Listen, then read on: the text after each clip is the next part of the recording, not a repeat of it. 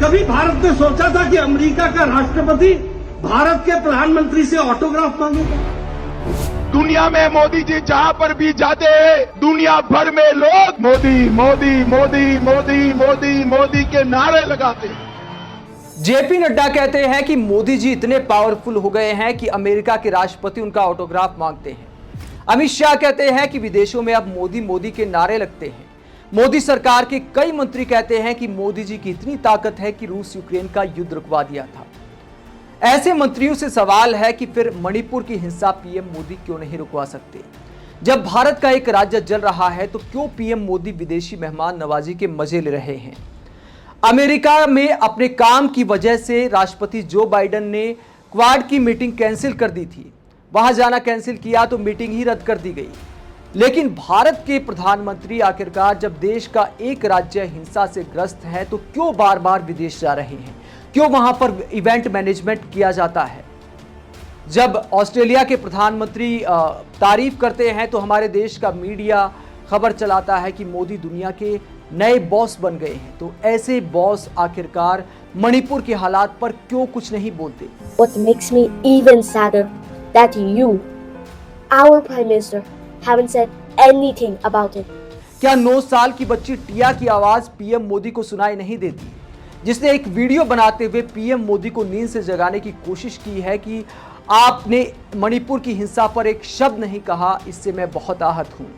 It feels like you don't care about the people in Manipur, like they don't matter because they live far away. Please, Prime Minister, I beg you to speak up. दोस्तों, 9 साल की मणिपुर की बच्ची टिया की आवाज क्या PM Modi को सुनाई देगी? क्योंकि इससे पहले मैरी कॉम से लेकर मीराबाई चानू तक पीएम मोदी और अमित शाह से अपील कर चुकी हैं कि मणिपुर को बचाइए। और अब मोदी सरकार के मंत्री, केंद्रीय मंत्री राजकुमार रंजन सिंह के घर भी आग लगा दी गई। राजकुमार रंजन इस पूरे मामले पर क्या कहते हैं, जरा सुनिए। कल रात जो हुआ उसे देखकर बहुत दुख हुआ। मुझे बताया गया कि 50 से अधिक लोगों ने रात करीब 10 बजे मेरे घर पर हमला किया। पहली मंजिल तक आग लगाई गई, गाड़ियां भी फूंक दी। आग के बदले आग से पूरी दुनिया अंधी हो जाएगी। हिंसा किसी भी कारण से मदद नहीं करती है। जो लोग इस हिंसा में लिप्त हैं वो देश का बहुत बड़ा नुकसान कर रहे हैं। दोस्तों, सिर्फ राजकुमार रंजन सिंह की बात नहीं है। पिछले 20 दिन में 4 मंत्रियों और विधायकों के घर पर आग लगाई गई है। तो क्या मोदी सरकार को यह दिखाई नहीं देता? जब गुजरात में पटेल समाज के आरक्षण को लेकर आंदोलन किया था हार्दिक पटेल ने और हिंसा हो गई थी, तो पीएम मोदी ने बाकायदा वीडियो जारी करते हुए शांति बनाए रखने की अपील की थी। तो क्या ऐसी अपील पीएम मोदी मणिपुर को लेकर नहीं कर सकते? आखिरकार गुजरात और मणिपुर में अंतर क्यों? गुजरात भी हमारा है, मणिपुर भी हमारा है। और जब देश का कोई हिस्सा जल रहा हो तो पीएम मोदी को बार बार विदेश जाने की बजाय वहां पर हालात सामान्य करने के लिए जो भी कुछ करना पड़े करना चाहिए। जब चुनाव आते हैं तो पीएम मोदी न जाने कितनी रैलियां करते हैं, कितनी जगह जाते हैं, तो क्या मणिपुर नहीं जा सकते? क्या वहां के जो विवाद है मैतई और कुकी समाज के लोगों में, उसको सुलझाने के लिए कोई बात नहीं रख सकते?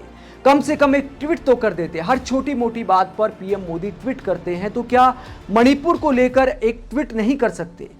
आखिरकार विदेशी मेहमान नवाजी में पीएम मोदी इतने मशगूल क्यों हैं कि देश का एक राज्य जलता हुआ दिखाई नहीं देता?